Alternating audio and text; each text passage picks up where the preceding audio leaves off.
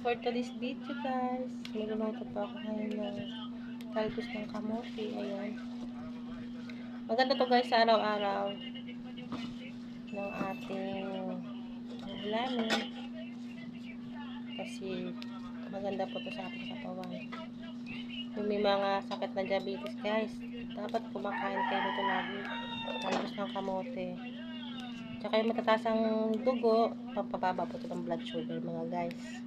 Kaya kung nakikita nyo guys sa mga video ko po, lagi pa akong naggugulay ng ganito. Kasi guys, ang talbos ng kamote, marami po ito siyang makukuha na sakit. Matatanggal.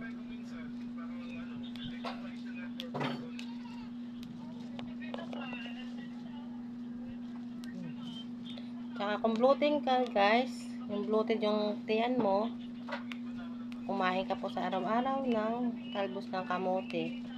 Kasi tumutulong to siya guys para yung bloating natin sa loob ng tiyan ay ma-release po natin yun. May dadala natin yun sa pag nailalabas po natin. Kaya ako guys, dati malaki yung chat ko guys. Lumiit siya. Kasi araw-araw ako kumakain ng gato guys. Tapos sabay nyo guys ng exercise. Lakad-lakad po kayo sa umaga. Yan. Nakakatulong siya guys. Pampalakas din guys to ng immune system natin sa katawan. Ang talbos ng kamote.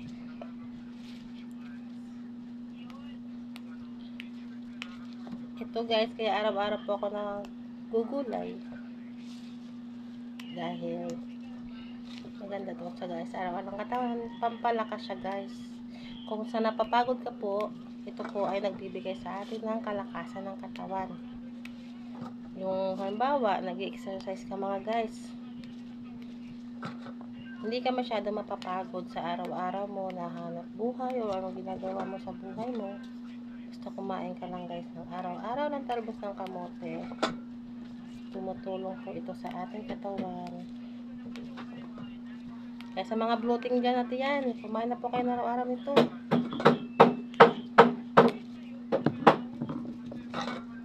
Tapos sabay nyo guys ang exercise. Yan. Tapos na ako mga guys, magputod-putod guys.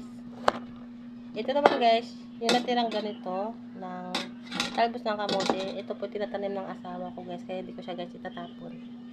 Tinatanim niya guys sa likod ng aming bahay. Para pagdating guys ng isang buwan, may sisibol na, tapos meron tayong maani. Di ba mga guys? Ayan, ang dami guys oh.